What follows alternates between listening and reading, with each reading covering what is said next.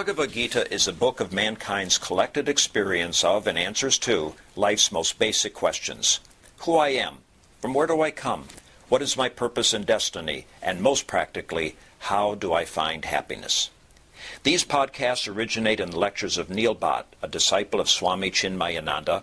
They are presented here in 20 to 30-minute segments, each covering 3 of the Gita's 701 verses.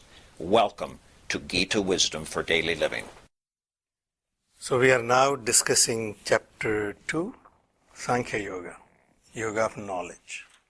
So we have discussed last time that in our Darshan Shastras there are 6 schools of thoughts. One of them is Uttar Mimamsa, which is Vedanta, depending on the knowledge declared in Upanishads. And in Upanishads there are 4 great statements of truth. One of them is Tat Tvam Asi, that thou art. Student asking the teacher, what is my relationship with that Almighty, the Lord, who is all-pervading, omnipotent, omniscient? And the teacher answered, that thou art. You are that. That which you are seeking is your own self.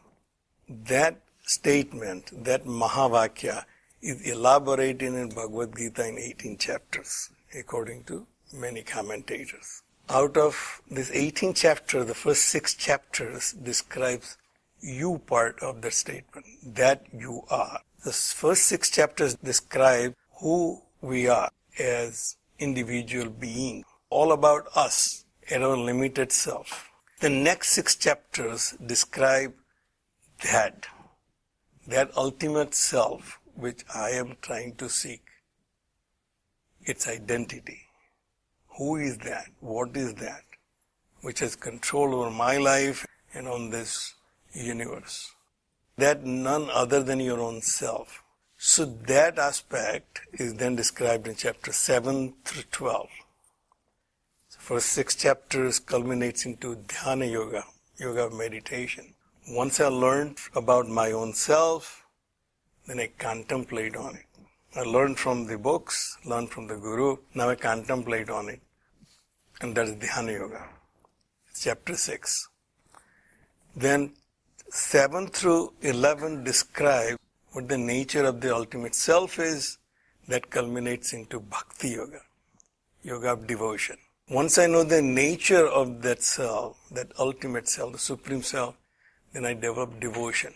Devotion is nothing but love for the divine. And love is nothing but identification. I cannot identify with anyone unless I know the nature of that person or that thing or a being. Then only I can identify with that person. I cannot identify with the Supreme Self unless I know the nature of it. So the next set of chapters will basically describe the nature of that Self. After knowing about him, I can develop devotion for him, for that Supreme Self. In the last 6 chapters is the synthesis connecting these two. I as the individual and him as the Supreme. The connecting chapters are the chapter 13 through 18. And that culminates into moksha, yoga of liberation. If I can unite these two, if I can remove the parallax between these two, right now I have a parallax. I see myself differently. I have dual vision. I can tell you that because I've just gone through eye surgery.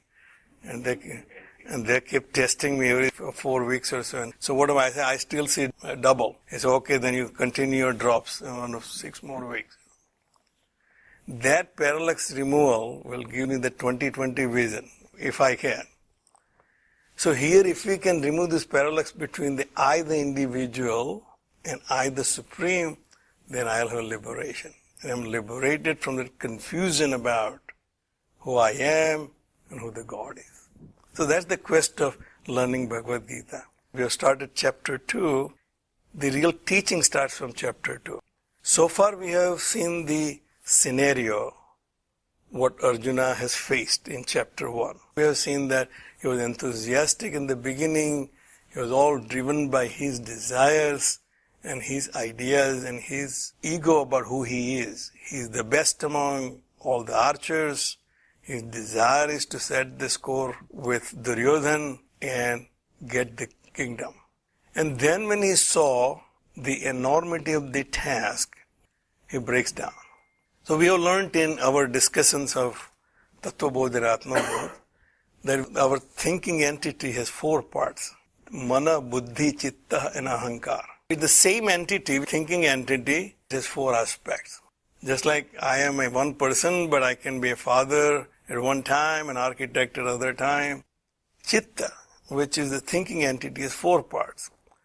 When it is receiving the information from outside through the senses, it is mind.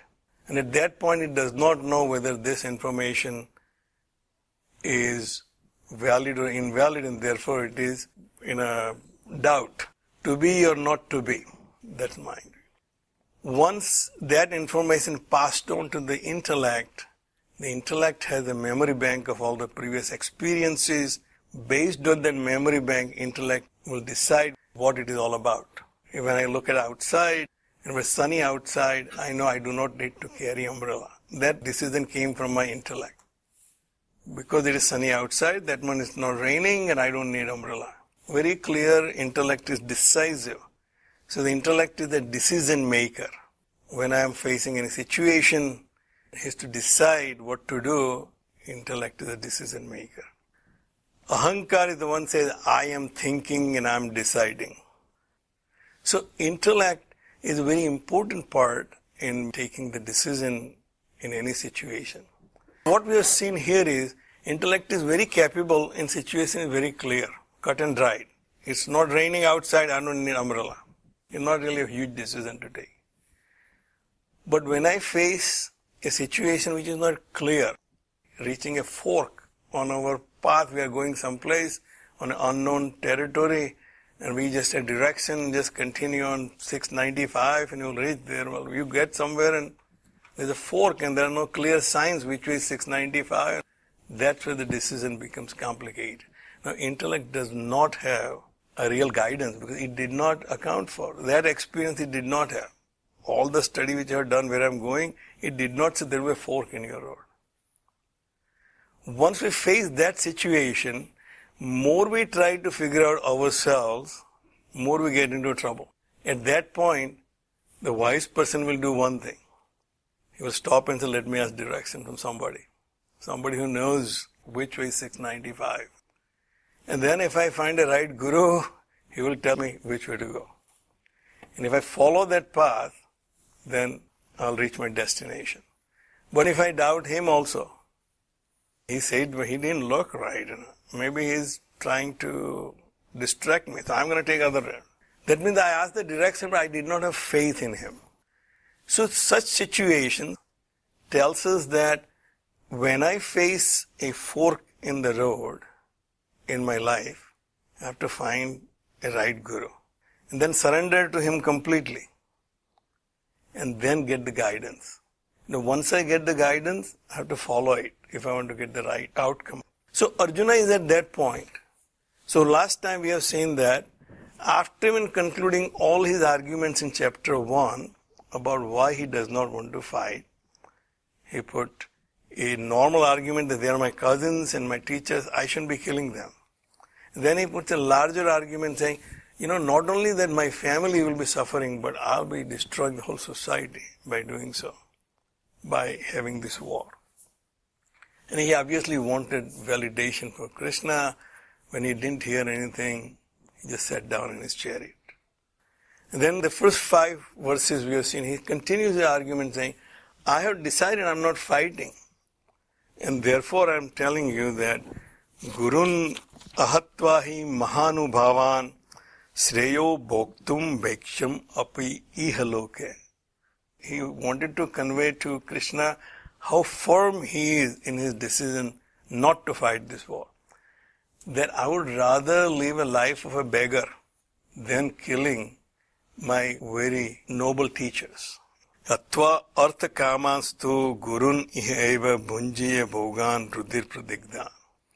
If I kill my teachers, prompted by my desire to get wealth and the kingdom, then that wealth and the kingdom will come tainted with their blood. So I am completely determined not to fight. But na cha etad vidmaha katrat naha gariyaha yadva jayema yadivano jayayuhu. He tells Krishna that even though I am convinced, but it's not coming from my firm intellect. This is not a clear decision where I have no doubt that I don't need to take umbrella because it's sunny outside. It's cloudy, looks like it may rain. I'm not taking umbrella, but I'm not sure whether it's going to rain or not. So he's basically in the same situation. I do not know what is good for us. Na cha etat vidmaha katrat naha gariyaha yada jayema yadiva naha jayayuhu. Is it good for us to conquer them or run away and let them conquer us? I have not come to that conclusion. But I'm still not ready to fight because I don't want to kill my teachers. Yaneva hatva na jiji visa mahate avastitaha pramukhe dhartra rashtraha. After killing those cousins of mine, I do not want to leave, or we do not want to leave after going through the act of killing our own relatives and cousins.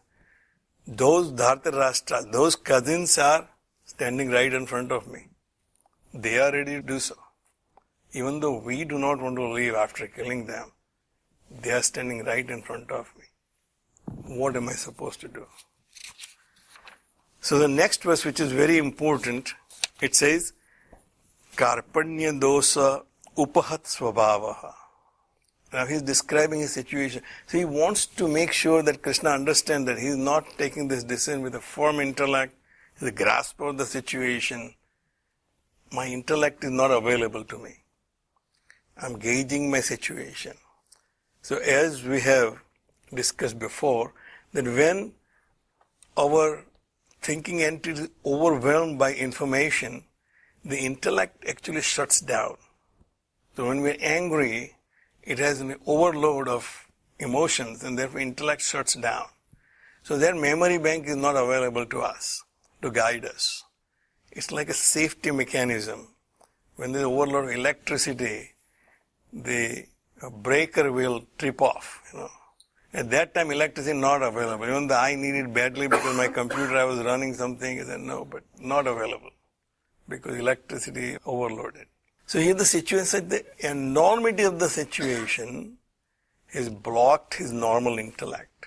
And therefore, I can't decide. Normally, I would have decided clearly whether it is right or not to fight or not to fight, and how to win. But in this situation, I'm not sure whether they win will be good or if we win will be good. My nature, karpanya dosa upahat svabhavaha, my normal nature, that I'm a pretty confident person. I can take this. I'm very educated, I'm very disciplined, and my intellect tells me what to do. That's my nature, the svabhava.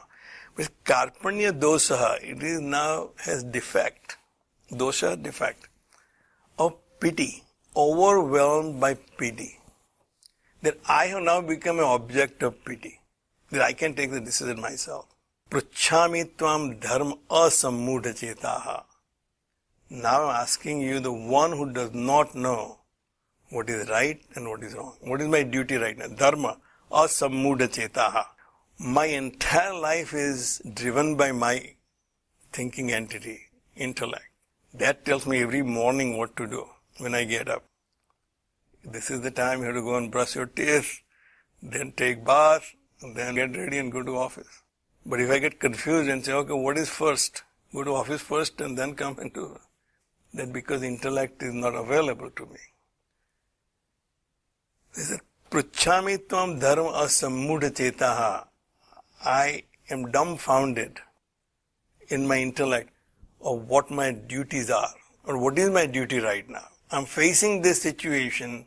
My cousins and my teachers are right in front of me. They are ready to fight. I think that after killing them, I'm not ready to leave. But if I kill them, whatever I gain will be tainted by their blood. So I'm asking you, yat shreyaha sya nishchitam bruhi tanme. Therefore, O Krishna, you tell me what is good for me. Nishchitam, without any alternative. Don't give me two alternatives. You can do this and also you can do this. Should I go to Hawaii or should I go to Bahamas? Hawaii is a better choice. See, nishchitam. But then Neil, you can go any. Both are good. Well, that's not really much help. But when you say Hawaii, it's a nishchitam. Tell me without any other option which is good for me. Shreyaha. So, Swamiji explains here that in life we encounter both Shreyas and Prayas. That which is good for me, and there's also Prayas which is pleasant. So I came across a verse which says, Anyat Shreyaha, Anyat Preyaha. Something is Shreyas and something is Prayas. Ubhe nanarthe purusam sinnita. Both bind the person differently. Shreyas bind you differently, Prayas bind you. If I follow the path of Shreyas, it will be one outcome. If I follow the path of Prayas, it will be another outcome.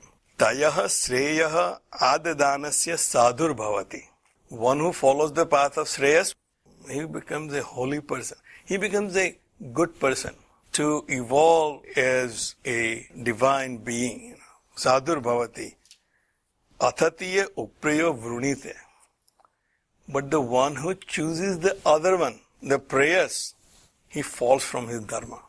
So, if I follow the path of Prayas is what is pleasant to me. As we discussed last time, our vanities and our ego is pleasant actually. I feel good when I think I'm better than everybody else. I feel good when I say, oh, I did it. It's the one who chooses the path of Prayas.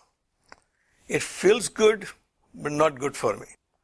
Shreyas is, it may or may not feel good, but it's good for me. My cardiologist, he asked me, so what are you doing, Neil? Your results look good, exercising. I said, well, I do at least 4 times a week. Oh, that's good, that's good. Well, how about carbohydrates? Well, I have a little problem there. Because it feels good to eat rice and chapati than anything else, but not good for me. Exercise, it may or may not feel good. I may enjoy it. I have a right frame of mind. I may not enjoy it. I'm not, again, I still have to do that. But it is good for me in any case, whether I feel good or not. Arjuna asked Bhagavan, tell me what is Shreyas for me. Running away would have been comfortable. But tell me what is Shreyas for me. Yat Shreyaha sya nishchitam bruhi tanme. You tell me what is really good for me, whether it feels good or not. Sisya teham sadimam tvam prapannam.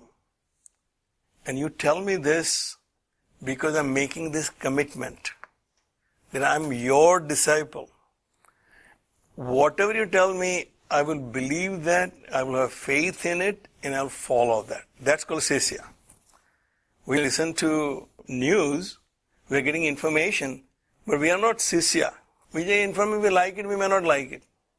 They may tell us something on the TV, stop taking such and such medication. I think it was about calcium or something else I was taking, and so I went and asked my doctor, and so I saw on TV that I shouldn't be taking this medication. He said, Neil, don't listen to those doctors on the TV. Do what we tell you to do. We are your doctors. We know what is good for you. So there we are following because we have faith in that doctor and we are getting benefit of it. So Sisya teham sadimam tvam prapanam. Therefore you instruct me what is good. I told you what I think. I am not ready to fight. I don't even have mental or physical strength to fight. I am so confused that I do not know whether it is I should fight and win this war or I should run away and let them win this war. I don't know what is good for me. So you tell me, I am now your Sisya. So this is a turning point in his dilemma. He was deluded, he tried to find answers, but he could not find answers. And the lesson to be learned here is, when we are not absolutely sure about our decision, please know that it is not your intellect telling you. It is your mind telling you, because you're not sure about it. Should I invest in this investment or not? If you're absolutely sure, then it's your intellect telling you. Last time I did this way, put in 401k is a good idea. Everybody told me. It has been proven contributing to 401k is a good idea. But investing in real estate, I'm not sure. Last time I lost tons of money. But it seemed like everybody is now making money again. Should I invest in it or not? That's my mind debating, not really intellect telling me. Intellect does not have a definitive information. Therefore, every investment comes with a little disclaimer. Past results do not guarantee the future returns. Arjuna said that, tell me definitively what is good for me. So, the next verse says, Nahi prapasyami mama apanudyat yat shokam uchchoshanam indriyanam. And he said, I'm telling you because here is my condition. I do not see what would remove the sorrow which is burning my senses. Avapya bhumau asaptapnam ruddham rajyam suranam apicha adhipatyam. Because I don't think that even getting this kingdom or even the lordship over the devas can remove the sorrow from my heart. So basically he's saying any amount of achievement with my own effort is not going to take away this conflict I have in my heart, whether to kill my cousins and my teachers. And therefore, I really need to know what is right for me, what is my dharma, and I'm just surrendering to you. I'm not going to rely on my intellect or my mind. You tell me and I'll follow. Sanjaya Vacha. The next two verses is Sanjaya reporting back to Dhritarashtra, saying this is where Arjuna stopped. Krishna told him that what happened to you? Where did you get this weakness of your heart? Get rid of this weakness of your heart and get up and fight. And Arjuna still said, I am not ready because I do not know what to do. Evamiktva hrusikesam gudakesaha parantapaha na yotsya iti govindam uktva tusnim babhuvaha. Having said this to Hrusikesha, Gudakesha, Parantapa, Arjuna, in his nature, he is not changed, nothing has changed. He is still the scorcher of the foes. He can win over any of his enemies. But he is confused. Therefore, na yotsya, I will not fight. Having said this, he became silent. So Swamiji says here, this silence is like a deer in a headlight. You're completely stunned by the situation. You do not know which way to go. When somebody hears a very shocking news, he or she does not know how to react. At that time, you're completely stunned.